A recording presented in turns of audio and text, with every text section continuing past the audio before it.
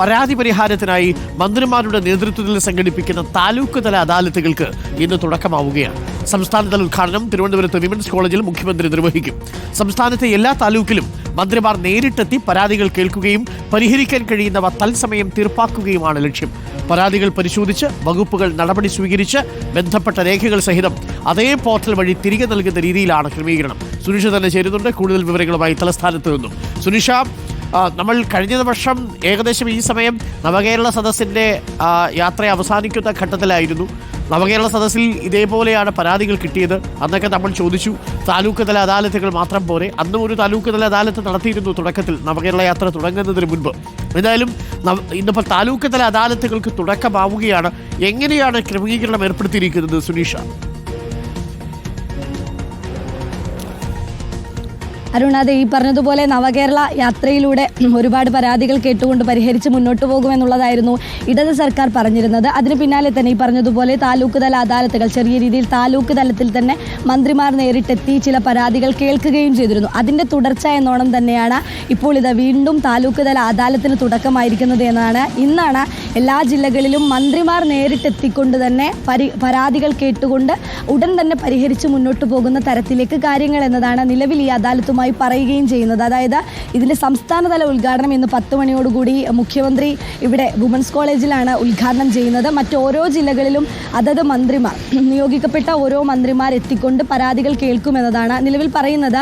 മന്ത്രിമാർ നേരിട്ടെത്തുന്നു, നിരവധി പേർ എത്തി പരാതികൾ പറയുന്നു, അവിടെ തന്നെ പരിഹരിക്കാൻ കഴിയുന്നതാണെങ്കിൽ അവിടെ തന്നെ പരിഹരിക്കുന്നു എന്നതാണ്. അതിനൊരു വെബ്സൈറ്റ്, ഒരു പോർട്ടൽ നൽകിയിട്ടുണ്ട്. ഈ വെബ്സൈറ്റ് വഴി നമുക്ക് പരാതി നൽകാം, അല്ലെങ്കിൽ ഈ അക്ഷയ സെൻറ്റർ വഴിയോ അങ്ങനെ പരാതി നൽകാം. ഒപ്പം തന്നെ ഈ അദാലത്തുകളിൽ കൃത്യമായി ഒരു സംവിധാനം ഒരുക്കിയിട്ടുണ്ട്. അവിടെ എത്തിക്കൊണ്ടും പരാതി നൽകാമെന്നതാണ് നിലവിൽ മനസ്സിലാക്കുന്നത്. ഈ പരാതികൾ നേരിട്ട് കലക്ട്രേറ്റിലേക്ക് പോകും. അതായത് കലക്ട്രേറ്റ് മുഖാന്തരം ഓരോ വകുപ്പുകളിലേക്കും പോകുമെന്നതാണ്. ഓരോ വിഷയവുമായി ബന്ധപ്പെട്ടുള്ള പരാതികൾ അത് ഓരോ വകുപ്പുകളിലേക്ക് പോകും. ആ വകുപ്പുകൾ അതിൽ എന്ത് നടപടി സ്വീകരിക്കാൻ കഴിയുമോ ആ നടപടികൾ, അല്ലെങ്കിൽ അത് പരിഹരിക്കേണ്ട വിധം അത് തിരിച്ചതേ പോർട്ടൽ വഴി കൃത്യമായി അറിയിക്കുമെന്നുള്ളതാണ് നിലവിൽ മനസ്സിലാക്കാൻ കഴിയുന്നത്. ഏതായാലും ഈ അദാലത്തിൽ പല കാര്യങ്ങളും പറയുന്നുണ്ട്. അതായത് പരിഗണിക്കുന്നവ, ഇപ്പോൾ ഈ എങ്ങനെ അദാലത്ത് വയ്ക്കുമ്പോൾ പല പരാതികളുമായി ആളുകൾ വരുന്നൊരു സാഹചര്യമുണ്ട്. അതുകൊണ്ട് പരിഗണിക്കുന്ന കാര്യങ്ങൾ, ഈ അദാലത്തിൽ പരിഗണിക്കേണ്ടവ പക്ഷെ പരിഗണിക്കാത്തവ, അങ്ങനെ 2 കാറ്റഗറിയായി തിരിച്ചുകൊണ്ട് തന്നെ കാര്യങ്ങൾ പറയുന്നുണ്ട് എന്നതാണ്. ഒരു പക്ഷേ ഈ PSC നിയമനവുമായി ബന്ധപ്പെട്ടുള്ള,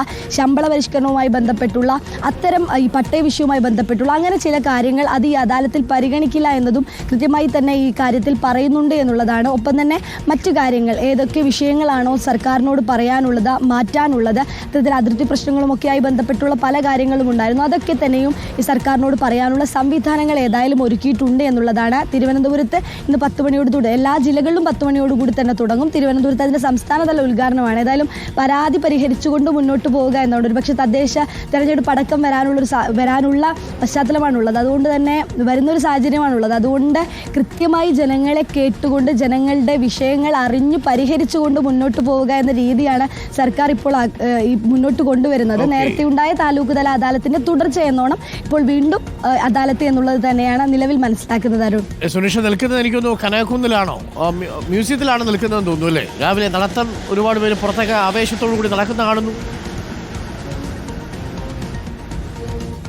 എല്ലാവരും മാനവീയത്താണ് നിൽക്കുന്നത്. മാനവീയത്ത് ഒരു പക്ഷേ രാത്രിയാണ് മാനവീയം, എപ്പോഴും നൈറ്റ് ലൈഫ് എന്ന് പറഞ്ഞുകൊണ്ടാണല്ലോ. അതുകൊണ്ട് ഈ പകൽ അത്ര കണ്ട് തിരക്കില്ലെങ്കിലും ആളുകളൊക്കെ ഈ നടക്കാനൊക്കെ ഇറങ്ങുന്ന സമയമായതുകൊണ്ട് മാനവീയത്തിൻ്റെ പരിസരമാണ് ആരും.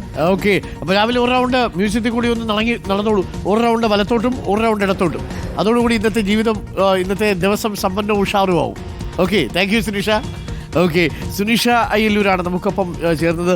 തിരുവനന്തപുരത്ത് താമസിക്കുന്നവർക്കറിയാം, പ്രത്യേകിച്ച് തലസ്ഥാനവുമായിട്ട് ബന്ധപ്പെട്ട് താമസിക്കുന്നവർക്ക് ഈ മ്യൂസിയത്തിലും കനകക്കുന്നിലും ഒക്കെ ഒന്ന് നടക്കാൻ പോയില്ലെങ്കിൽ അതവസ്ഥ ശരിയാവില്ല. ഒന്ന് നടന്ന് ഒന്ന് വന്ന് അപ്പുറത്തുനിന്ന് ചിലപ്പോൾ നമ്മുടെ ഒരു ജ്യൂസുണ്ട്, ഹെർബൽ ജ്യൂസൊക്കെ കുടിച്ച് തിരിച്ചു പോകുന്നവർ, അല്ലെങ്കിൽ തൊട്ടടുത്തുള്ള കോഫി ഹൗസിൽ കയറി ഒരു രാവിലെ തന്നെ ഒരു നല്ല കടുപ്പം കുറച്ചൊരു ചായയോ കാപ്പിയോ ഒക്കെ കുടിച്ച് പോകുന്നവർ, അതൊക്കെയാണ് തിരുവനന്തപുരത്തിലെ ഒരു സുന്ദരമായ കാഴ്ചകൾ കാണുന്നത്.